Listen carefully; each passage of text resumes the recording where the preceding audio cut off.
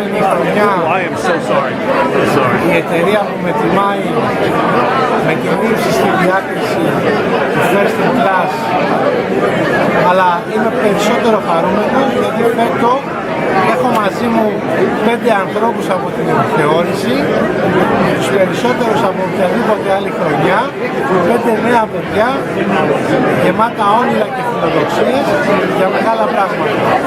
Υγεία να έχουμε, μακάρι να έχουμε τη δυνατότητα στην Ελλάδα να παρακολουθούμε τέτοιου τύπου συνέδρια όσο γίνεται περισσότεροι, γιατί έτσι βοηθάμε και τον κλάδο να αναβαθμιστεί, αλλά και εμάς τους ίδιους, γιατί μας δημιουργεί μια κουλτούρα και μια φιλοσοφία υψηλών επιδόσεων και παραγωγικότητα.